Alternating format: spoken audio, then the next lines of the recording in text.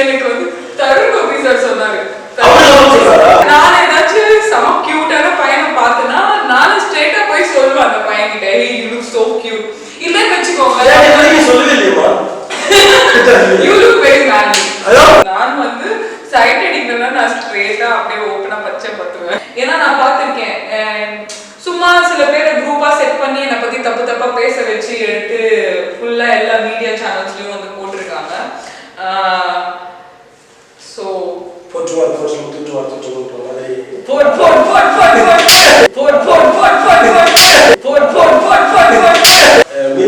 Market இருக்குது, நம்ம கோயம்பேடு மார்க்கெட்ல இருக்கிறோம் சொல்லி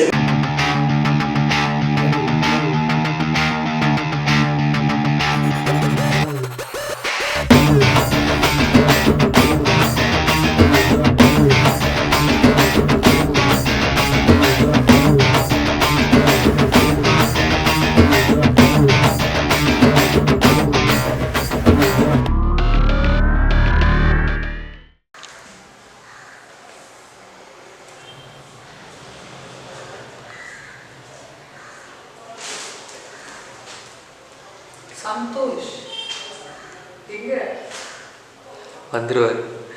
நான் ரொம்ப நேரமா உட்கார்ந்துருக்கேன், டைரக்டரால டைம் வர முடியாதா? எப்பவுமே கரெக்ட் டைம் வந்துருவாரு. கொஞ்சம் லேக் ஆகணும்ல, ஸோ அதனால அந்த பேக்கேஜ் ஒன்றும் தரல. சரி, அந்த ரோட் பண்ணலாம், ரோட் பண்ணுறியா? ஆல்ரெடி ரோடு இருக்குதா? நீங்கள் எடுத்துருப்பீங்க. ஏற்கனவே நம்ம ப்ரொமோஷன் பண்றோம் பயங்கரமா. மக்களே, நான் அழுது போட்டது உண்மை.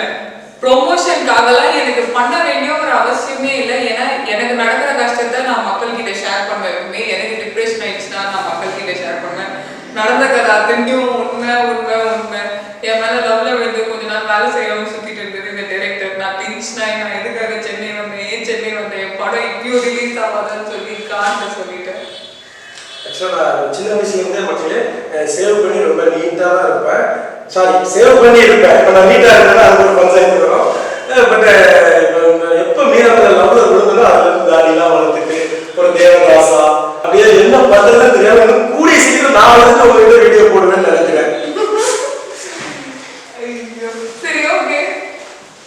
Past is past. No past is past and all. Revenge எடுத்தீங்க, ப்ராஜெக்ட்ல கை வச்சீங்க, அதுக்கப்புறம் திடீர்னு எப்படி ஞாபகம் வந்துருச்சு? சுத்தா இப்போ வந்துட்டாச்சு, ரிலீஸ் பண்ணிடுவோம். மீராவுக்கோ கல்யாணத்துக்கு முன்னால படத்தை ரிலீஸ் பண்ற பிளான் பண்ணிட்டோம்ல. அதான் எப்படி ஞாபகம் வந்துச்சு? என்ன பண்றது, படத்துல ஆரம்பத்துல இருந்தே ஒரு பேய் சப்போர்ட் பண்ணிட்டு இருக்குல்ல, அந்த பேய் வந்து ஏதோ புத்தி சொல்லிருச்சுன்னு நினைக்கிறேன். இல்ல, சீரியஸாவே அவர் வந்து கரெக்டான லைனை பிடிச்சிட்டாருன்னு நினைக்கிறேன். அதாவது ஒரு பொண்ணு மேல அஃபெக்ஷன் இருந்தாலோ, லைக்கிங் இருந்தாலோ, இல்ல லவ்வா இருந்தாலோ, என்னவா இருந்தாலுமே அந்த பொண்ணுக்கு எப்பவுமே நல்லது நினைச்சு அந்த பொண்ணுக்கு எப்பவுமே நல்லது பண்றதுதான் உண்மையான கேர், உண்மையான அஃபெக்ஷன், அன்பு வந்து அந்த ஃபார்மேட்டுக்கு வந்துட்டாருன்னு நினைக்கிறேன். மீராவுக்கு மேல நான் வச்சிருக்கிற காதலால அந்த காதலையே தொடர்ந்து இப்போ வந்து படத்தை ரிலீஸ் பண்ணி வாழ்க்கையை செய்யலாம் முடிவு பண்ணிட்டேன். ஓகே, வாழ்க்கையில இப்போ ஃபர்ஸ்ட் இந்த காதல் கல்யாணம் எல்லாம் தேவையில்லை. ஓகே, சோ சொல்லுங்க. ஷூட்டிங் ஸ்பாட்ல அந்த டைம்ல ஃபர்ஸ்ட்ல இருந்து லாஸ்ட் வரைக்கும் ஒரு மேக்கிங் மட்டும் நம்ம எடுத்துட்டு இருந்தோம். அந்த மேக்கிங்ல ரெண்டு பேருக்குள்ள ஏற்பட்ட மோதல் அப்படின்னு வந்து கடைசியில அது காதலாகி இப்ப காதல் திரும்பவும் மோதலாகி முடிய வேண்டாம் அப்படின்னு சொல்லிட்டு சமரசமா காதெல்லாம் ஆகல, எதுவும் ஆகல, அது எரேஸ்ட். அப்ப கடைசி வரைக்கும் என்ன வந்து லவ் பண்ண மாட்டீங்க அப்படிதானே மீரா?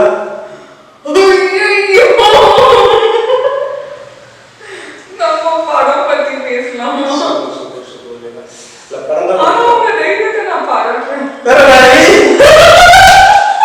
எப்படி வந்து சிக்கிக்க மக்களே. சோ தேவகானம் மூவி இப்போ ஸ்டார்ட் பண்ணும்போது நான் அன்புவை பார்த்தேன். கதை சொல்லும் போது அன்பு வந்து கதை சொன்னாரு. அண்ட் கதை ரொம்ப பிடிச்சிருந்தது. இப்போ வந்து நிறைய எனக்கு வந்து ஒரு கதையை காட்டுறது வந்து ரொம்ப பிடிக்கும். இப்போ ஃபர்ஸ்ட்ல இருந்து கடைசி வரைக்கும் நம்மளே இருக்கிறது வந்து அது ஒரு நல்ல இன்ட்ரெஸ்டிங்காகவே இருக்காது. ஸோ இதுல நிறைய கேரக்டர்ஸ் இருக்கு அண்ட் எல்லா கேரக்டர்ஸ்க்கும் ஈக்குவலான ஸ்க்ரீன் பிரசன்ஸ் இருக்கு. ஸோ நீங்க அப்படியே ஒரு ஸ்டோரியா மீராமித்துவங்க அப்படிங்கிற ஒரு மைண்ட் செட் இல்லாம நீங்க அப்படியே வந்து ஒரு ஸ்டோரி பாருங்க. அது ஒரு நல்ல ஸ்டோரி. எனக்கு இந்த ஸ்டோரி தான் ஃபர்ஸ்ட் ரொம்ப பிடிச்சிருந்தது. நல்ல கதை. நம்ம சின்ன வயசுல நிறைய கதை கேட்போம் இல்லையா, எனக்கு கதையில வந்து நிறைய இன்ட்ரெஸ்ட் இருக்கு. ஸோ அதே மாதிரி இந்த படம் வந்து ஒரு நல்ல கதை. எனக்கு இந்த கதை ரொம்ப பிடிச்சிருக்கு. ஸோ நீங்க கதையை வந்து ஷோரா என்ஜாய் பண்ணுவீங்க. அதுல நோ டவுட்ஸ். அண்ட் நல்ல வயிறு குழுங்க சிரிப்பீங்க. அண்ட் எல்லாருமே குடும்பத்தோட உட்கார்ந்து தியேட்டருக்கு வந்து ஃபேமிலியோட இந்த மூவி பார்க்கலாம். ஐ திங்க் அன்பு அந்த குட் நியூஸ் சொல்லுங்க. சென்சார் படம் வந்து முடிஞ்சிருச்சு. சென்சார் படம் பார்த்துட்டாங்க. யூஎஸ் சர்டிஃபிகேட் இந்த படத்துக்கு கிடைச்சிருக்குது.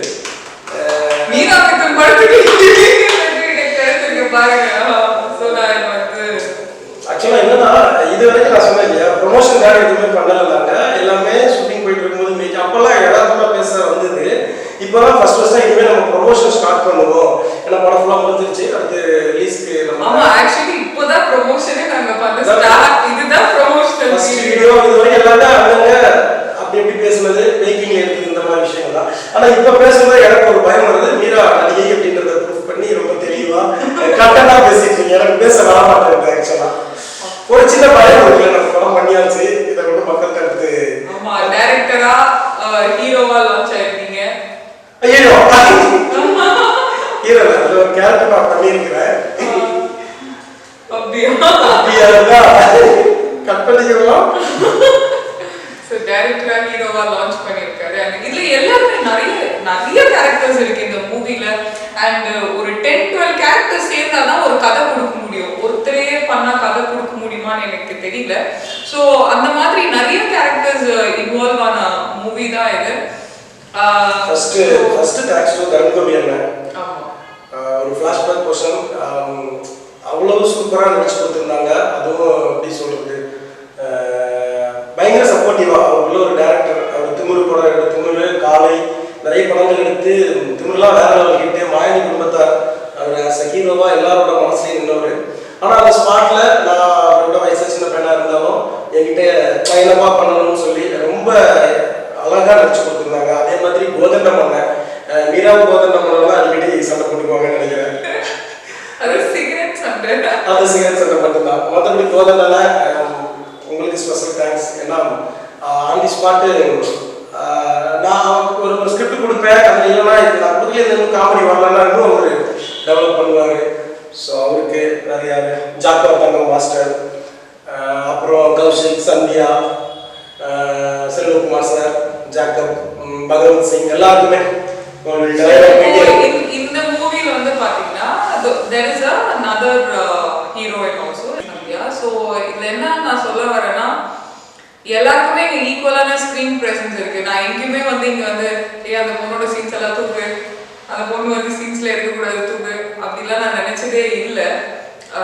ஐ ஃபீல் ஹாப்பி இன்னொன்று ஒரு பொண்ணு வந்து இன்ட்ரடியூஸ் ஆகுறது. ஸோ நான் இறங்கின காலத்துல அந்த மாதிரி அந்த ஹீரோயின்ஸ் வந்து இது பண்ணியிருந்தாங்கன்னா எனக்கு எப்படியோ ஓப்பன் ஆயிருக்கோங்கிறது தான் நான் சொல்ல வரேன். மேபி அதுவும் ஒரு நல்லதுக்கு தான். அந்த சீன்ஸ்ல எல்லாமே அந்த அப்போ அங்க இருந்த அந்த ஹீரோயின்ஸ் வந்து இந்த பொண்ணு சீன் இருக்கக்கூடாதுன்னு சொல்லி தூக்குனது, அப்புறம் இந்த பொண்ணோட போர்ஷன்ஸ் வேணான்னு சொல்லி தூக்குனது, மேபி அதனாலதான் என்னமோ நானும் அவங்களுக்கு ஈக்குவலா இப்போ ஒரு ஸ்டார் பண்ற மாதிரி ஆகிருக்கலாம்னு சொல்றேன். நான் என்ன சொல்றேன்னா, நீங்க என்ன பொசிஷன்ல வேணாலும் இருக்கலாம், எப்படி வேணாலும் இருக்கலாம். நம்ம கூட நடிக்கிற ஆர்டிஸ்ட் எல்லாருமே முடிஞ்சா நம்ம தூக்கி விடுவோம், டேலண்டடான பீப்புள். அதுதான் நான் சொல்ல வந்தேன். ஸோ இது எல்லா ஆர்டிஸ்டும் தாண்டி ஸ்பெஷல் தேங்க்ஸ் டு மீராமுதன். மீராமுதனை வந்து நான் நிறைய இடத்துல சொல்லியிருக்கேன். எந்த அளவுக்கு லவ் பண்றேன்னா, பிடிச்சிருக்கேன். மீராமுதன் நடிப்பை லவ் பண்றேன். அவங்களோட அந்த டைமிங் இப்போ முடிச்சுட்டு, இப்போ படம் எல்லாம் முடிஞ்சிருச்சு அப்படின்னு சொன்னதுக்கு அப்புறம் ப்ரொமோஷனுக்கு அடுத்து என்ன பண்ணலாம்னு இந்த நிமிஷத்துல இருந்து அடுத்தடுத்து நம்ம அந்த படத்தை போய் ரீச் பண்ணுவோம். ஏன்னா கண்டிப்பா அந்த படம் உங்களுக்கு பிடிக்கும். ஒரு 2 மணி நேரமும் ஃபுல் அண்ட் ஃபுல் அவங்க சொன்ன மாதிரி என்டர்டெயின்மெண்டா சிரிச்சுட்டே இருக்கலாம். நார்மலாவே நம்ம வந்து மீனாமன் பார்த்து நிறைய ரசிக்கிட்டு இருக்கிறோம், சிரிச்சுட்டு இருக்கிறோம். அப்படிதானே நம்ம ட்ரால் பாத்தீங்களா? ஸோ அந்த ட்ராலெல்லாம் விட நல்ல படம் இருக்குன்னு எனக்கு ஒரு நம்பிக்கை இருக்குது. அந்த ஆடியன்ஸ் தான் பார்த்து சொல்லணும். இப்போ மீரா மிதுன் அப்படின்னாலே இப்போ அந்த நேம் வந்து நல்லா ஸ்ட்ராங்கா ரெஜிஸ்டர் ஆயிடுச்சே தவிர மீரா மிதுன் யாரு என்ன அப்படிங்கிறது இன்னும் எங்கேயுமே ரெஜிஸ்டர் ஆகல. அது ரெஜிஸ்டர் ஆகவும் விட மாட்டாங்கன்னு தான் நான் நினைக்கிறேன். பிகாஸ் மீரா மிதுன் எல்லாருக்கும் தெரியும், கான்ட்ரவர்சி, நெகட்டிவ் பப்ளிசிட்டி அந்த மாதிரியே தான் போயிட்டு இருக்கு. வெறும் கான்ட்ரவர்சி, நெகட்டிவ் பப்ளிசிட்டி வச்சு ஒருத்தவங்களால வந்து அச்சீவ்மெண்ட்ஸே இல்லாம சக்சஸே லைஃப்ல கொடுக்காம மார்க்கெட் பிடிக்க முடியாத ஆப்பர்ச்சுனிட்டிஸ் எடுக்க முடியாது.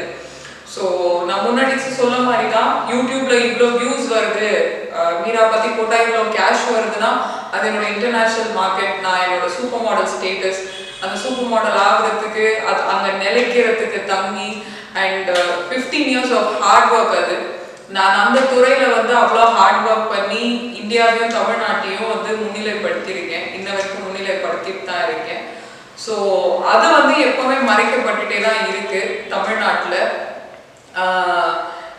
பிகாஸ் இப்போ தமிழ்நாடு வந்து நம்ம உள்ளே பார்க்குறோம், அதை தாண்டி பார்த்தீங்கன்னா இந்தியான்னு இருக்கு, உலகம்னு இருக்கு. உலகத்தில் இருக்க எல்லாருக்கும் தெரியும், இந்தியாவில் இருக்க மற்ற மாநிலங்கள் எல்லாத்துக்குமே தெரியும், அவங்க எல்லாருமே வந்து அதை பிரதிபலிக்கிறாங்க. ஸோ அது போதும். அண்ட் அவங்க எல்லாருக்கும் தெரியும் தமிழ்நாட்டில் வந்து எப்படி வந்து மீரா வந்து டார்கெட் பண்ணப்படுறாங்க, கார்னர் பண்ணப்படுறாங்க, எப்படி வந்து எப்போ பார்த்தாலும் அவங்க மேலே வந்து டர்ட் த்ரோ ஆகிட்டே இருக்குன்னு. ஏன்னா நான் இப்போ பார்த்தேன், அங்கே ரீசெண்டாக இப்போ நம்ம படம் ப்ரெஸ் இதெல்லாம் ரிலீஸ் பண்ணி ஸ்க்ரீனிங்லாம் பார்த்ததுலேருந்து திருப்பி என்னை பற்றி ஃபுல்லாக நெகட்டிவாக போக ஆரம்பிச்சிருக்கு. ஸோ கடைசி வரைக்கும் மீரா பற்றி எப்பவுமே நெகட்டிவாக மட்டும் தான் போயிட்டு இருக்கோம். ஆனால் என்னோட மக்கள் வந்து அதை என்றைக்குமே நம்ப மாட்டாங்க. ஸோ எனக்கு என்னோட மக்கள் சப்போர்ட் இருக்க வரைக்கும் நான் வந்து எவ்வளோ நாள் வேணாலும் இந்த ஃபீல்டில் இருப்பேன், எவ்வளோ வருஷம் வேணாலும் இருப்பேன். ஸோ இன்ன வரைக்கும் மக்களால் மட்டுமே நான். ஸோ இதில் நான் என்ன சொல்ல வரேன்னா, ஒரு 2-3 days பேக் அங்கே ஒரு யூடியூப் சேனலில் மீரா வந்து அட்ஜஸ்ட்மெண்ட் செஞ்சு தான் வந்து ஆஃபர்ஸ் வாங்குறாங்க, மீரா 4 பசங்களோட இருந்தாங்க அப்படி இப்படின்னு சொல்லி பழைய வீடியோஸ்லாம் மேலே ஏற்றுறாங்க. ஓகேவா, எங்க அட்ஜஸ்ட்மெண்ட் பண்ணக்கூடாதுன்னா நான் இவ்வளோ போராட்டம் பண்ணிட்டு இருக்கேன். அட்ஜஸ்ட்மெண்ட் பண்ணியிருந்தா அட்ஜஸ்ட்மெண்ட்லாம் கூட நான் பண்ண வேணாம், ஒரு சின்ன டேட் கொடுத்தாலே போதும். என்கிட்ட அவ்வளோ கூட இல்லை, நான் ஹேங் அவுட் பண்ணாலே போதும், நான் பேசினாலே போதும், எனக்கு அவ்வளோ ஆஃபர்ஸ் அண்ட் ஆப்பர்ச்சுனிட்டிஸ் வந்து நான் சைன் பண்ணியிருப்பேன். ஸோ யா, நானும் ப்ராஸ்டிடியூஷன் அகெயின்ஸ்டாக ஃபைட் பண்ணிட்டு இருக்கிறதுனால தான் அதை பிடிக்காம என் மேலே நிறைய டர்ட் த்ரோ பண்ணுறாங்க, கெட்ட பேர் எனக்கு உண்டாக்குறாங்க.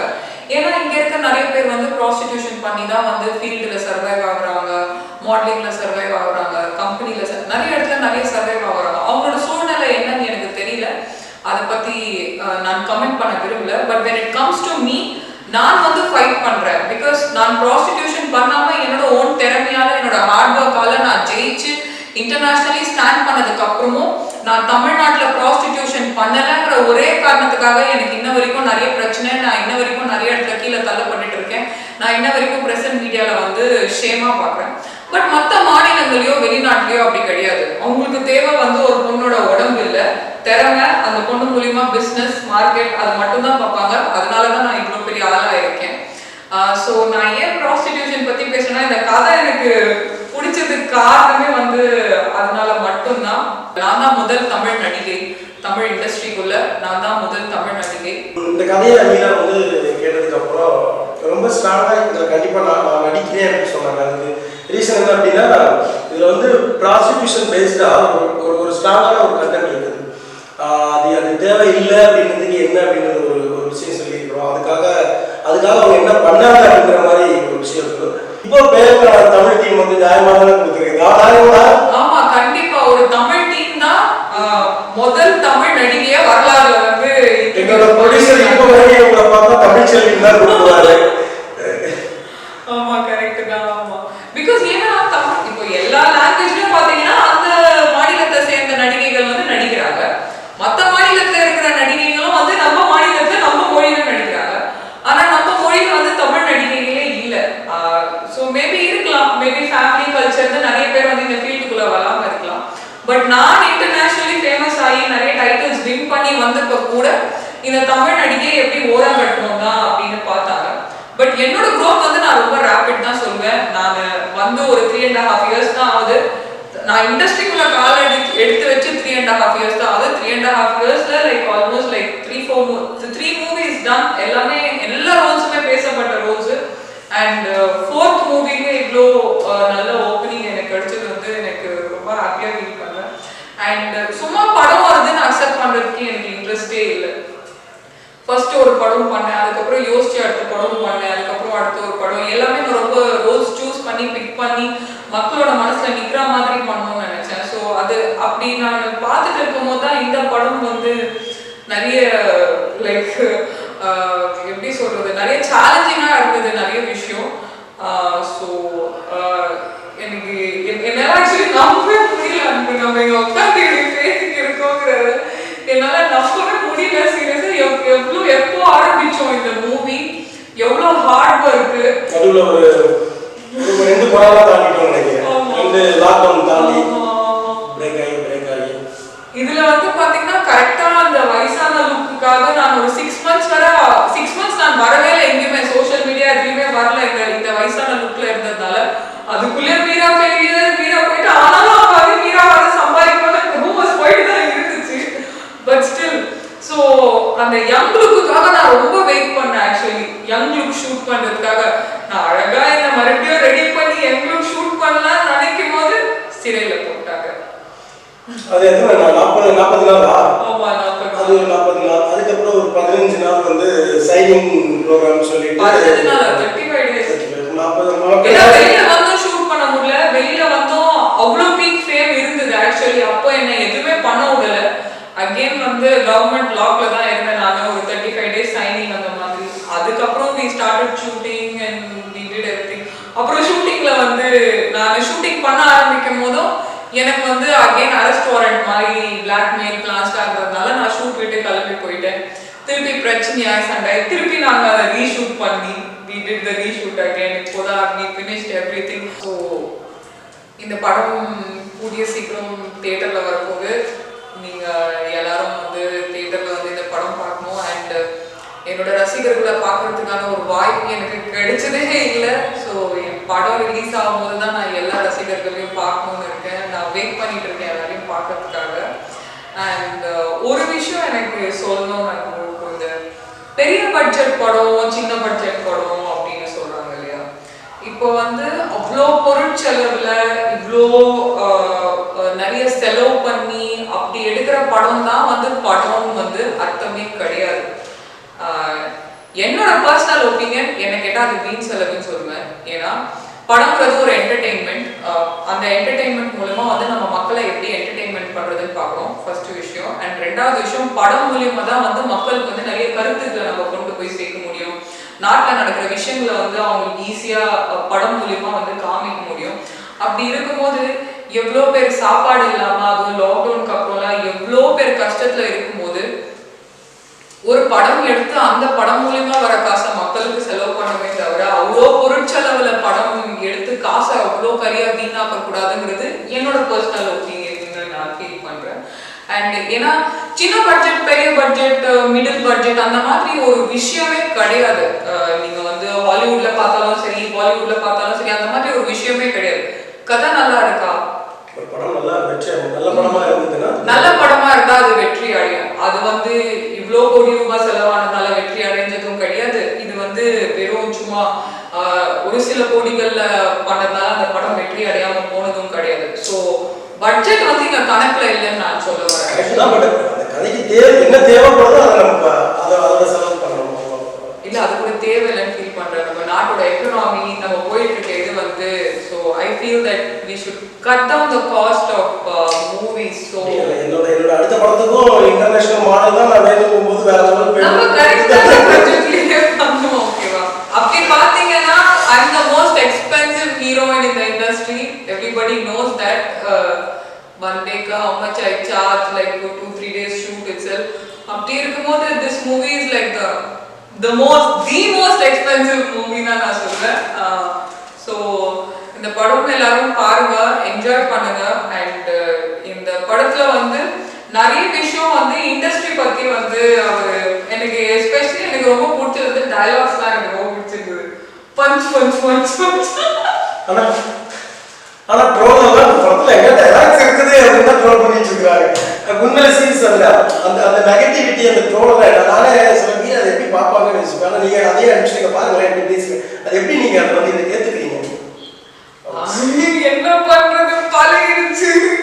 நானும் பேசி பார்த்துட்டேன், திட்டி பார்த்துட்டேன், கத்தி பார்த்துட்டேன். பட் இப்போ வந்து I think it's like for better. முதல்ல எல்லாம் ரொம்ப வந்து பேர் டேமேஜ் பண்ணாங்க. இப்போ கொஞ்சம் பெட்டரா தான் டேமேஜ் பண்றாங்க. நீங்க தாராளமா என் பேரை வச்சு யூடியூப்ல சம்பாதிங்க.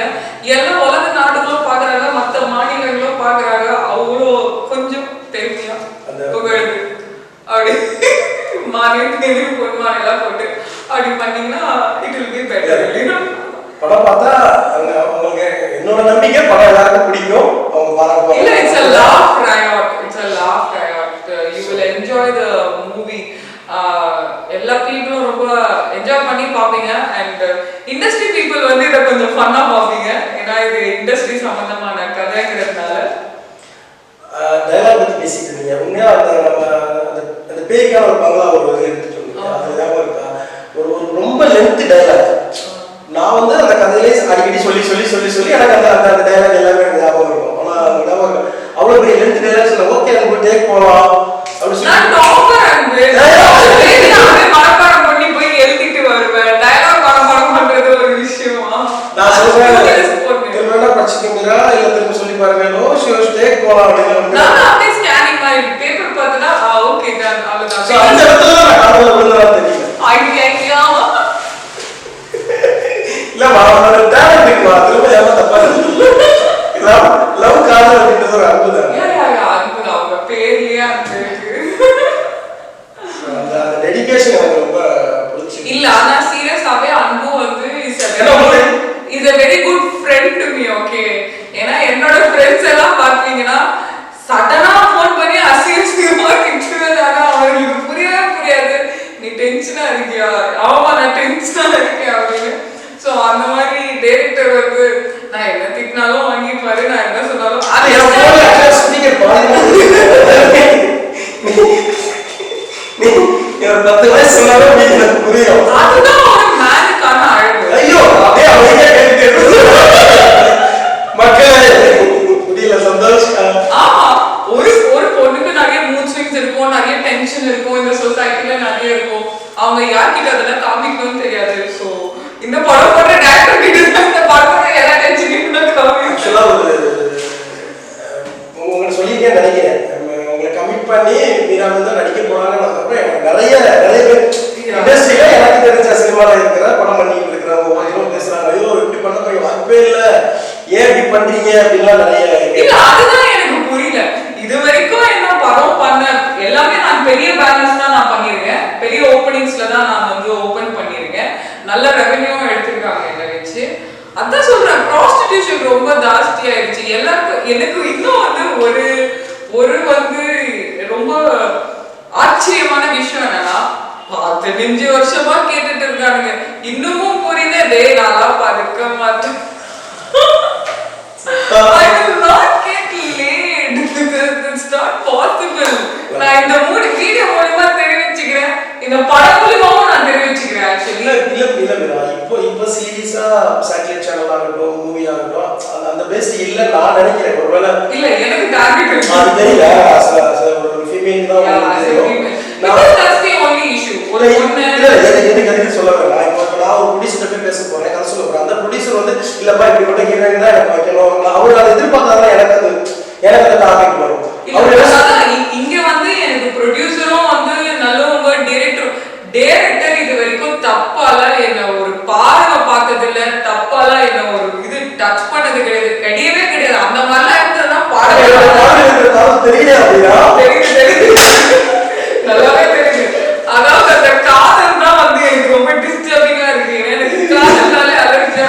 இவர் அப்படியே காதலிலே சொல்லிக்கிறேன். ரசிகர்கள் எல்லாருமே சத்தியமா அதெல்லாம் ப்ராமிஸ் பண்ணேன். நான் இதெல்லாம் ப்ராமிஸ் பண்ணேன். ஐயோ எனக்கு லவ் பண்ண தெரியாது, லவ் வராததான் எனக்கு ப்ராப்ளம். சோ எஸ் உங்களுக்கு நீங்க பாத்துக்க மாட்டீங்க. லவ்வர்ஸ் டேக்கு நான் வந்து ஒரு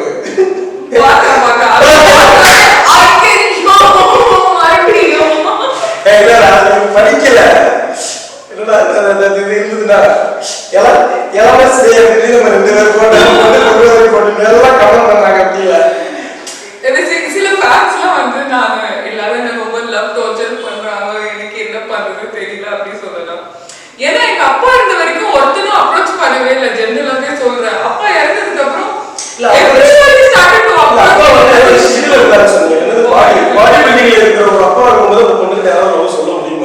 இல்ல ஒரு பையன் கூட நான் பார்த்தது இல்ல. எனக்கு ஒரு காம்ப்ளெக்ஸே இருக்கும். ஒருவேளை நம்ம ரொம்ப எங்க அப்பா இறந்ததுக்கு அப்புறம் தான் எனக்கு it's like everybody started to propose, everybody started to come behind me. எல்லாம் ஃபீல் இருந்தோம். அழகு தெரிஞ்சிருக்கு. ஐயோ அப்பா டே இதெல்லாம் சொல்லாம போயிட்டு நான் ஃபீல் பண்ணவே அப்படின்னு சொல்லி. ஸோ அன்பு is a very decent person. அதெல்லாம் ஒண்ணுமே சொல்ல முடியாது. ஹீரோயின் எப்படி பார்த்துக்கணும், ஹீரோயினை கேர் பண்ணணும். அவர் வந்து ரொம்ப அன்பா ரொம்ப ஒரு பாசமா இருப்பாரு. அது இப்ப சொல்லுவாங்க, நீ கடைசி வரைக்கும் ஹீரோயினா மாத்திருக்கிற, ஹீரோயினா கேர் பண்ணிருக்கிற, கேமராமேன் அசிஸ்டன்ட் நம்ம டீம் அப்படியே சொல்றாங்க, நீ என்ன எங்க பாக்குறீங்க? ஆமா அப்படியே டீம்ல கலப்பாங்க. வீரா பாக்குறது தான் இவங்க வேலை அப்படின்னு சொல்லி. இல்ல கரெக்டா டேக் கேர் பண்ணி கரெக்டா ப்ராப்பரா சேஃப்டியா ஷூட் பண்ணி எல்லாமே it's not an easy joke. ஏன்னா என்ன வச்சு படம் பண்ணணும், ஏன்னா நிறைய எதிர்ப்புகளை தாண்டினா வந்து இந்த டீம் வந்து என்னை வச்சு படம், அதாவது ஒரு பொண்ணுக்கு நல்ல திறமை இருக்கு, அழகு இருக்கு, மார்க்கெட் இருக்கு, அப்படி மக்களோட ஃபேன் பேஸ் இருக்குங்கிற போதும் ஏன் வந்து எல்லாரும் ஒதுக்கி வச்சாங்க, ஏன் வந்து படம் இது பண்ணல அப்படி இருக்கும்போது ஒரு டீம் முன் வந்து அதை தூக்கி நிறுத்தும் போது ஆப்வியஸா இது நடக்கக்கூடாதுன்னு நினைச்ச எல்லாருமே உங்களுக்கு பிரச்சனை பண்ணியிருப்பாங்க, ப்ரொடியூசருக்கு பிரச்சனை பண்ணியிருப்பாங்க. ஆக்சுவலி எனக்கு அந்த பிரச்சனை எதுவுமே தெரியல. ஏன்னா எனக்கு தனியா பிரச்சனை பண்ணிட்டு இருந்தாங்க. ஸோ ஆளுக்கு அவங்க ப்ராப்ளம்ஸை டீல் பண்ணாங்க. பிகாஸ் இந்த ஒரு படம் வெளியில வந்து அதுக்கப்புறம் தான் வந்து மற்ற எல்லாருக்குமே வந்து கான்ஃபிடன்ஸ் வரும். ஓகே ஃபைன், நம்ம வந்து we can go ahead with Meera. Basically other language heroines-ஓட காம்படிஷனால தான் இது இப்படி நடக்குது. ஸோ அதர் ஹீரோயின்ஸ் வந்து தமிழ்நாட்டில் சர்வைவ் பண்ணணுங்கிறதுக்காக, அதர் ஹீரோயின்ஸ் வந்து தமிழ்நாட்டில் இருக்க எல்லா படமுமே அவங்க கைவசம் இருக்கணுங்கிறதுக்காக இங்க இருக்க ஒரு தமிழ் நடிகை உருவாகிறத வந்து தடுத்துட்டு இருந்தாங்க. அது இனிமேட் நடக்காது. இனிமேட் தமிழ் ஜெயிக்கும். அந்த தமிழ் நடிகை உருவாக்கிட்டாங்க, தமிழ் வளரும், வாழும். டூப்ளிகேட்ஸ் எல்லாம் தள்ளி போ, ஒரிஜினல் வந்துட்டு இருக்கு. இல்ல இது ஃபர்ஸ்ட் ஸ்டெப் தான். இது ஆக்சுவலி சின்ன ஒரு ஃபர்ஸ்ட் ஸ்டெப் தான் எனக்கு. பட் டீமுக்கு வந்து இது ஒரு பெரிய ஸ்டெப். ஆக்சுவலி as a மூவியா எனக்கு இது ஒரு சின்ன ஃபர்ஸ்ட் ஸ்டெப் தான். ஒரு தமிழ் நடிகையா நான் உள்ள வந்துட்டேன். அதாவது ரொம்ப நாளா வந்து இவ மாடலே இல்லைன்னு சொல்லி ஒரு பொருளைய கலக்குனாங்க.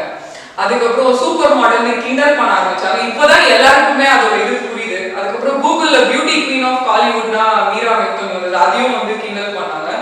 ஸோ ஏன் beauty queen of Kollywood Meera Mithun வந்ததுன்னா, மீரா மிதுனோட ஃபேஸ்ல தான் என்டையர் காலிவுட் இருக்கிறதுனால தான் பியூட்டி குவீன் ஆஃப் காலிவுட் வந்து Meera மிதுன்னு they have given in the search. இது எனக்கு ஒரு சின்ன ஃபர்ஸ்ட் ஸ்டெப் தான். பட் இந்த ஹோல் டீமுக்கு வந்து அது ஒரு பெரிய சேலஞ்ச். இந்த ஹோல் டீமுக்கு வந்து அது ஒரு பெரிய ஸ்டெப். அண்ட் எதுக்காக அப்படின்னா, இன்னைக்கு நம்ம ஒரு நல்ல கதை, ஒரு அஷ்டந்தரத்தில் ஒரு கதை வச்சுருக்கோம். அந்த கதையை எப்படி சொல்லுவோம், படம் பண்ணிடுவோம். ஆனால் அந்த படம் ரீச் ஆகாது, மக்களுக்கு தெரியாது. இப்போ இந்த படம் உண்மையாக மீராவது இல்லைன்னா இந்த படம் இவ்வளோ தூரத்துக்குமே ஒரு ப்ரொமோட் ஆகிருக்காது. இப்போ இந்த படம் நல்லா இருக்கா நல்லா இல்லையா அப்படின்னு பார்க்கறதுக்காகவாது சிலர் வெயிட் பண்ணுறாங்க. ஸோ அந்த இடத்துல நான் நல்லா பண்ணியிருந்தேன், என்னோட டீம் நல்லா பண்ணியிருந்தாங்க, நான் நல்லா பண்ணியிருந்தேங்கிறத சொல்றதை விட டோட்டலாக இது டீம் ஒர்க்கு தான். என்னோட டீமில் இருக்கிற ஒவ்வொருத்தரும் பயங்கர சப்போர்ட் எனக்கு. ஸோ அந்த டோட்டல் டீமையும் சூப்பர் மாடல் மீராவுக்கு ஓடும் அப்படின்னு ஆரம்பிச்சு அதை வந்து அந்த படம் ஓடுறதுக்கு ஸ்டார்டிங் போயிருக்குன்னு நினைக்கிறேன். ஸோ எப்பயுமே மீராவுக்கு நான் வந்து அதுக்கு கண்டிப்பாக நான் தேங்க்ஸ். ஏன்னா இன்டெலிஜென்ட்டான ஒரு ஸ்கிரிப்ட் கொடுத்த பட்ஜெட்ல இன்டெலிஜென்ட்டான ஸ்கிரிப்ட்ல இவ்வளவு ப்ராப்ளம்ஸ் தாண்டி கரெக்டா அண்ட் ஸோ இப்போ நான் எல்லாருக்கும் சொல்லிக்க விரும்புறது என்னன்னா, இப்போ என்னோட படம் ரிலீஸ் ஆக போற டைம்னு தேவையில்லாம என் மேல நிறைய ரூமர்ஸ் வரும், என்னை பத்தி கெட்ட பேர் வரும். இதுக்கு முன்னாடி 4 வருஷம் என்னை பத்தி தப்பா பேசின வீடியோஸ் எல்லாமே மேல போட்டுட்டு இருக்காங்க. கீழே கமெண்ட்ஸ்ல கூட இந்த படம் ஓடாது, இந்த படம் வேலைக்கு ஆகாது, இவ வந்து சேல் ஆக மாட்டா, எல்லாமே ஃபேக் ஐடி ஃபேக் ப்ரொஃபைல் தான். காம்படிஷனான வேர்ல்டு, யாருக்குமே என் முன்னாடி தைரியமா நின்று என் திறமையோட போட்டி போட்டு ஜெயிக்கிறதுக்கு இல்லை, என் முதுகுல குத்தி தான் வந்து என்னை ஜெயிக்கணும்னு நினைக்கிறாங்க. பட் இன்ன வரைக்கும் நான் தான் ஜெயிச்சுட்டு இருக்கேன்னு நினைக்கிறேன். பிரிசன் ஒரு 40 நாள் உள்ள போய் ரொம்ப கஷ்டப்பட்டுட்டு வெளியில வந்து திருப்பி ஏஞ்சி நின்று என் ஃபேமை நான் திருப்பி மேலே கொண்டு வந்துட்டேன் ஆல்ரெடி. ஸோ என்னைக்குமே வந்து என்னோட திறமையும் நான் இது வரைக்கும் சம்பாதிச்சு வச்ச என்னோட புகழையும் என்னோட மக்கள் செல்வாக்கையும் யார் அழிக்கணும்னு நினைச்சாலும் அதை அழிக்கவே முடியாது, அது அழியாது. ஸோ எனக்கு நான் மக்கள் கிட்ட கேட்டுக்கிறது என்னன்னா, இதுக்கப்புறம் இது படம் ரிலீஸ் ஆகிற வரைக்கும் என்னை பத்தி என்ன கெட்ட பேர், என்ன பேட் கமெண்ட்ஸ் என்ன வந்தாலும் என்ன இது பண்ணாலும் தயவு செஞ்சு அதை எல்லாமே இக்னோர் பண்ணுங்க. ஏன்னா கிட்டத்தட்ட ஒரு 4 வருஷமா நீங்க இதை பார்த்துட்டு இருக்கீங்க. என் மேல ஒரு பழி வரும், அந்த பழி எனக்கு இல்லைன்னு சொல்லி நான் நிரூபிச்சு நான் நிரபராதின்னு ப்ரூவ் பண்ணியிருக்கேன். திருப்பி என் மேல ஒரு பழி வரும். இன்ன வரைக்கும் பாத்தீங்கன்னா மீரா மிதுன் மேல சுமத்தப்பட்ட எந்த ஒரு பழியுமே யாருமே வந்து நிரூபிக்கப்பட முடியல. ஒரு கெட்ட பேர் மட்டும்தான் உண்டாக்கியிருக்காங்க. எல்லாருக்குமே கடைசியில ஐயோ மீரா சொன்னது உண்மைப்பா, மீரா சொன்னது உண்மைப்பா, மீரா சொன்னது உண்மைப்பான்னு தான் வந்திருக்கு. ஸோ அதனால இப்போ என்னோட எதிரிகளா, என்னோட ஒப்பனன்ஸா, இல்லை என்னோட ஃபேஸ்ல இருக்க ஹீரோயின் சைட் பிஆர்ஸா யாருமே தெரியாது. இப்போ என்னை பத்தி இல்லாத போலாதெல்லாம் நிறைய வந்து பண்ணிட்டு இருப்பாங்க. Any publicity is good publicity நாங்கள் எடுத்துட்டு போயிட்டே இருக்கோம், அவ்வளோதான். ஆனால் மக்கள் நீங்க எதுவும் நம்பாதீங்க. ஏன்னா பார்த்துட்டீங்க, ஒரு 10-12 வருஷமா பார்த்துட்டு இருக்கீங்க.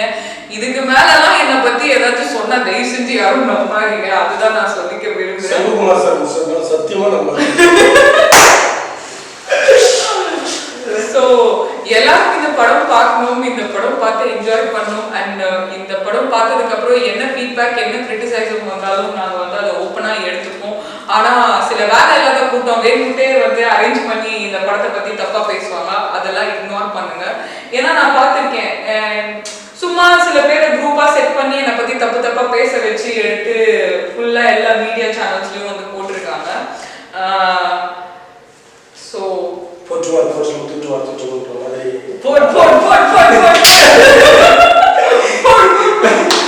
the most hated is the most famous. ஃபேமஸா இருக்கிறவங்கள பத்தி தான் வந்து தப்பா பேசுவாங்க, டேலண்டா இருக்கிறவங்கள பத்தி தான் தப்பா பேசுவாங்க, டாப் வின்னிங்ல மார்க்கெட் இருக்கிறவங்கள பத்தி தான் தப்பா பேச போறாங்க. ஸோ என்னைக்குமே நான் டாப்ல இருக்கிறதுனால என்னை தப்பா பேசிட்டே தான் இருக்காங்க, அதை பத்தி நான் கவலையே பட மாட்டேன். அண்ட் இந்த படம் நல்லா போகணும், நல்ல சக்சஸ் ஆகும், இந்த நல்ல பிஸ்னஸ் ரெவென்யூ வரணும். அந்த பிஸ்னஸ் ரெவென்யூல நான் எல்லா மக்களுக்கும் ஹெல்ப் பண்ணணும். அதான் என் கனவு. அந்த கனவு நடக்கும்னு நினைக்கிறேன். அந்த கனவு இட் வில் ஹேப்பன். அண்ட் எல்லாருக்கும் ரொம்ப தேங்க்ஸ். ஏன்னா இன்ஸ்டாகிராம்ல வந்து நான் இப்போ சென்னையில ஸ்டக்கா இருந்ததுனால ரொம்ப டிப்ரெஷனாக இருக்காங்க. நான் இன்ஸ்டாகிராம்ல அப்படி போட்டுட்டே இருப்பேன். ஃபேன்ஸ் தான் ஃபுல்லா என்கரேஜ் பண்ணிட்டே இருப்பாங்க, உங்களுக்கு இந்த படம் வந்தா எல்லாம் சரியாயிடும், நீங்க வெயிட் பண்ணுங்க, இந்த படம் வந்துடும். ஃபுல்லா ஃபேன்ஸ் தான் என்கரேஜ்மெண்ட். ஒரு லவர் இருக்கிறவங்க தான் அலோன்ற ஃபீல் பண்ணுவாங்க. அலோன் சொன்னா என்ன, அதான் நான் அலோன் லோன்லியா ஃபீல் பண்ணா அவ்வளவுதான். நான் என் ஃபேன்ஸ் தான், என் ஃபேன்ஸோட அன்பு, என் ஃபேன்ஸோட காதல், அதுவே எனக்கு ரொம்ப சாட்டிஸ்ஃபைடா இருக்கும். மீராவோட ஹெல்பிங் டெண்டன்ஸ் ஒரு இடத்துல இப்போ நம்ம ஏதோ விருகம்பாக்கம் மார்க்கெட் பக்கத்துல கார் நிப்பாட்டிருக்கோம். அப்பதான் இவங்க சொல்றாங்க, எனக்கு சீரியஸா மீராவை ரொம்ப பிடிச்ச டைலாக் இது அப்படியே நின்றுட்டு இருக்கும்போது பார்த்தா அங்கே பூவாபாரம் பண்ணிட்டு இருக்காங்க. அப்போ நம்ம திடீர்னு நல்லா வேற லெவலில் வரும்போது டக்குன்னு போகும், ஒரு அமௌண்ட் கேஷ் எடுத்து அவங்க ஏதோ ஒரு ப்ரோக்ராம் மாதிரி பண்ணிட்டு அவங்க வந்தாங்க, நீங்கள் வின் பண்ணிட்டீங்கன்னு சொல்லி கொடுத்துட்டு நம்ம வந்துட்டே இருக்கணும். ஸோ அவங்களோட அந்த ரெண்டோ இல்லை அவங்க அந்த ஒரு 50,000. I like to give cash to people. எனக்கு பீப்புள் கிட்ட அப்படியே கேஷ் எடுத்து கொடுக்கறது பிடிக்கும். நான் நிறைய அந்த மாதிரி பண்ணுவேன் ஹெல்ப். ஆனால் பட் சிறைக்கு போயிட்டு வந்ததுக்கு அப்புறம் எனக்கு அது நிறைய தடைப்படுச்சு. ஏன்னா என்ன தூக்கி நிறுத்துறதுக்கே எனக்கு கொஞ்சம் டைம் ஆயிடுச்சு, என்னால் அவ்வளோவா ஹெல்ப் பண்ண முடியல. ஆனால் அப்படியும் நான் வந்து கேஷ்ல வந்து ஃபுட் அது இது ஹெல்ப் பண்ணிட்டு தான் இருந்தேன். எனக்கு நான் நிறைய பணம் சம்பாதிக்கணும்னு என் திறமையில நினைக்கிறது மக்களுக்கு உதவி செய்யறதுக்காக மட்டுமே தான். ஸோ அந்த இடத்துல அவங்க ஹெல்ப் பண்ணணும்னு சொல்லும் போது உண்மையாக நான் ரொம்ப சந்தோஷப்பட்டு ஒரு பார்வை பார்த்துருக்கேன். பட் அதாவது அது வந்து மீரா இப்படி ஹெல்ப் பண்றாங்க.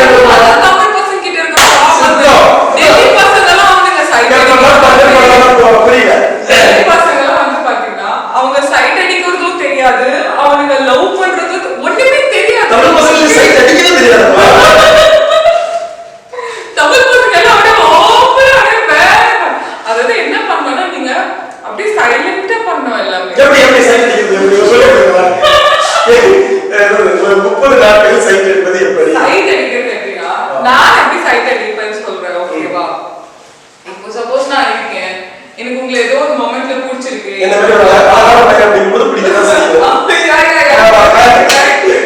ஓகேவா?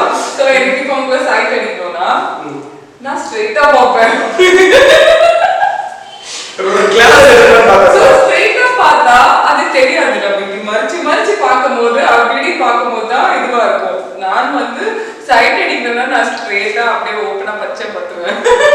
ப்ரொடியூசர் பாருங்க என்ன சொல்றாரு, படத்தை எடுக்கிறத பாருங்க சைட் அடிக்கிறது எப்படி பாக்குறீங்க பாரு.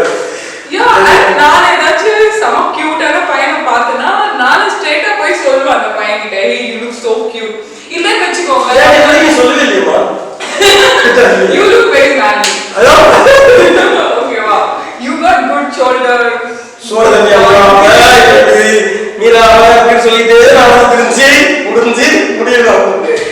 ஏன்னா இப்போ நம்ம ஒருத்தர் பார்த்து ஒரு கிரஷ் ஆயிடுச்சுன்னா அது ஒரு ஃபீல் வரும் இல்லையா? அப்புறம் அந்த ஃபீல்லயே இருக்கிறது ரொம்ப கஷ்டம். நம்மளுக்கு அது ஒர்க் அவுட் ஆகுது. நான் அப்படியே சொல்லிடுவேன்.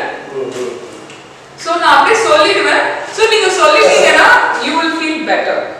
சோ இப்போ வந்து அதான் சொல்றேன், இப்போ you have a crush on somebody னா நீங்க அதை உள்ளே வச்சிட்டு இருந்தா இரிட்டேட்டிங்கா இருக்கும். But if you just say it, no, you will feel so relaxed and you will feel so comfortable. எனக்கு வந்து emotions handle பண்ணவே தெரியாது. அதனால எல்லாத்தையும் நான் சொல்லிடுவேன்பா. அவ்வளவுதான். சொல்லாத காதல் இருக்குல்ல, காதல் கோட்டை மாதிரி காலமெல்லாம் காதல் மாதிரி அது வேஸ்ட் வேலைக்கு பாவம். அது காதல் தான் சொல்லணும். சொல்லாத காதல் வந்து வச்சுட்டு என்ன பண்றது? இந்த பொண்ணு சொல்லிருக்கலாம். பட் போன வீடியோல எனக்கு வந்து தருண் கோபி சார் சொன்னாரு. தருண் கோபி சார் சொன்னாரு. நான் தருண் கோபி கிட்ட அவர்கிட்ட போன் பண்ணி நான் வந்து சொன்னேன், சார் எல்லாரும் சோசியல் மீடியால டைரக்டா லவ் ப்ரோபோஸ் பண்ற மாதிரி இருக்கு, என்ன சார் பண்றது அப்படின்னு. உனக்கு யார் பிடிச்சிருக்கோ ஓகே சொல்லுமா. அதான் எனக்கு தெரியல சார் அப்படின்னு. உன் படம் ஃபர்ஸ்ட் ரிலீஸ் பண்ணுவான், உன் வெற்றிக்கு அப்புறம் ஒரு முடிவு எடுனாரு. சோ அந்த அட்வைஸை நான் ஸ்ட்ராங்கா கேப்சர் பண்ணி இன்ன வரைக்கும் வர எந்த ஒரு லவ்யூ நான் கண்டிப்பா கூட கட்டுக்காம என் படம் ரிலீஸ் ஃபோக்கஸ்ல இருக்கு. இல்ல மாமூலே அதுக்கு அடுத்த டயலாக் சேர்த்து சொன்னீங்க. இல்லைன்னா தமிழ் பையன் வீட்டுல ரைட் வருவோம். நீங்க எவ்வளவு ஒரு ஏன்னா அவரு அவ்வளோ பெரிய சீனியர் டைரக்டர், அவ்வளோ பெரிய, ஏன்னா அவருக்கு பாலிவுட்ல பெரிய மார்க்கெட். ஆக்சுவலி இந்தியா லெவல்ல இஸ் ஆனா எத்தனை பேருக்கு அது தமிழ்நாட்டுல தெரியும்னு எனக்கு தெரியல. he has such a big market in Bollywood. India லெவல்ல he is one of the top director. இங்க வந்து எப்படின்னா சோஷியல் மீடியால இதுல யார் ப்ரோமோட் பண்றாங்களோ அவங்க தான் பெரிய ஆளுங்க மாதிரி ஆயிடுச்சு. உண்மையான பெரிய ஆளுங்க, உண்மையான திறமைசாலிங்க யாருமே வெளியில தெரியல. சோ அவர் வந்து என்கிட்ட ஏதோ ஒரு ஷோவோ ஃபங்க்ஷனுக்காக பேசும்போது தான் வந்து அவர் சொன்னாரு, ரொம்ப தைரியமான பொண்ணுமா நீ, நல்லா ஃபைட் பண்ற அப்படின்னு சொன்னாரு. ரொம்ப என்கரேஜிங்கா பேசினாரு. சார் நான் நல்லா இருக்கேன், நான் நடிக்க வரேன், நல்லா தேடணும். அப்போ ஹி என்கரேஜ் மீ, நீ ரொம்ப திறமையான பொண்ணுமா, எப்பவுமே வந்து திறமைக்கு சவால் இருக்கும், நீ ஜெயிச்சு வா அப்படின்னு சொன்னாரு. ஸோ அவர் வாயிலிருந்து எனக்கு அது வந்ததே ஒரு பெரிய என்கரேஜ்மெண்ட் மாதிரி. அண்ட் இந்த படத்துல கூட இல்லையா, அந்த அவர் தான் எனக்கு ஹீரோவா காஸ்ட் பண்ணியிருக்காங்க. நான் அதான் சொன்னேன், எனக்கு விஷால் ஹீரோவா இல்லைன்னா என்ன, சிம்பு ஹீரோவா இல்லைன்னா அவங்க ரெண்டு பேரும் இயக்குன தருண் கோபியோடய நான் ஹீரோயினா காஸ்ட் பண்ணிட்டேன். ஐ ஃபெல் so happy because எவ்வளோ ப்ராஸ்பெக்டிவான ஹீரோஸ்க்கு வந்து நான் வந்து ஹீரோயினா காஸ்ட் பண்ணியிருக்கலாம் இல்லையா. I'm tall, I'm looking good, I'm talented. அதை தாண்டி என்ன வச்சு பண்ணா மார்க்கெட்னு ஒன்று இருக்கு. இல்லைனாலும் வந்து அவங்க என்ன காஸ்ட் பண்ண வேணாம். பட் மார்க்கெட் இருந்து எல்லாமே இருந்தும் அது ஏன்னா of course there is prostitution here. Heroes கையில எந்த ஒரு முடிவும் இல்லை, ப்ரொடியூசர்ஸ் கையிலையும் டைரக்டர்ஸ் கையிலும் தான் இருக்கு. So anyways it's fine. So இந்த படம் தருண் கோபி சார் அந்த சீன் ரொம்ப பயங்கரமா நடிச்சிருந்தாரு. அவர் வந்து ஒரு ஒரு ஒரு போர்ஷன் தான் அது அவ்வளோ ரொம்ப இம்பாக்ட்ஃபுல்லா நடிச்சிருந்தாரு. அவரோட ஆக்டிங் பார்க்கும்போது ஐயோ நம்ம ஒண்ணுமே இல்லையே. We felt that, no? நான் சொன்னேன். Yeah, I felt that seriously. நான் எதிர்க்க நான் வந்து அது நினைச்சிருக்கேன். நான் நல்லா இம்பாக்ட் பண்ண நினைச்சு நீ சூப்பரா பண்ணிட்டீங்க. என்ன வெயிட் பண்ணிட்டீங்க. எனக்கு ஒரு புறமா வந்துருச்சு அவரோட ஆக்டிங் பார்த்து.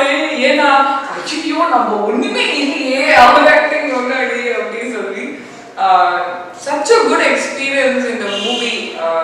It's like dream come true அப்படின்னு. ஏன்னா எனக்கு நடந்த பிரச்சனைகள், என்னை வந்து இக்னோர் பண்ண விதம், டார்கெட் பண்ண விதம், எல்லாரும் கார்னர் பண்ண விதம், நான் ஏன் எல்லாத்தையும் ஜெயிச்சு போராடிட்டு இருந்தேன்னா எங்க அப்பா சொல்லியிருக்காரு, ஜெயிக்காம செத்துறாரு அப்படின்னு சொல்லியிருக்காரு. ஸோ நான் வேற துறையில ஜெயிச்சிருக்கலாம், பட் இந்த துறையில வந்து என்னை பொறுத்த வரைக்கும் நான் ஜெயிச்சதா தான் கன்சிடர் பண்ணேன். ஏன்னா சும்மா ஒரு 10 நிமிஷம் சீனுக்கு நான் அவ்வளோ சார்ஜ் பண்ணியிருக்கேன். அண்ட் எனக்கும் மார்க்கெட் இருந்திருக்கு, என் பேர் அந்த படத்துல இருந்தது மூலியமாவே அந்த படம் அவ்வளோ பப்ளிசைஸ் ஆயிருக்கு. பட் அது எதுவுமே வந்து மக்களுக்கு ரீச் ஆகல, தெரியல. நான் வந்து துணை நடிகைன்னு போட ஆரம்பிச்சாங்க. ஆனா நான் நடிச்ச எல்லா படத்துலயுமே அவங்க ப்ரமோட் பண்ணும்போது கரெக்டா one of the lead, heroine, flashback heroine அப்படிதான் போட்டிருக்காங்க, கெஸ்ட் அப்பியரன்ஸ் அப்படிதான் போட்டிருக்காங்க. பட் அதையும் வந்து எல்லாருமே மாத்தி ஒரு துணை நடிகை, நீங்க பாத்துருப்பீங்க மக்கள்லாம், துணை நடிகை சிறு சிறு கேரக்டர்ல நடிச்சிருக்கா அப்படி இப்படின்னு சொல்லி என்ன அசிங்கப்பட்டாங்க. இந்த படத்துக்கு அப்புறம் நான் நடிகை தான் நினைக்கிறேன். ஸோ முடிச்சுக்கலாமா? யா, மீரா, உங்களுக்கு மார்க்கெட் இருக்குது, நம்ம கோயம்பேடு மார்க்கெட்ல இருக்கிறோம் சொல்லி நன்றி. Thank you so much, love you all. அப்பே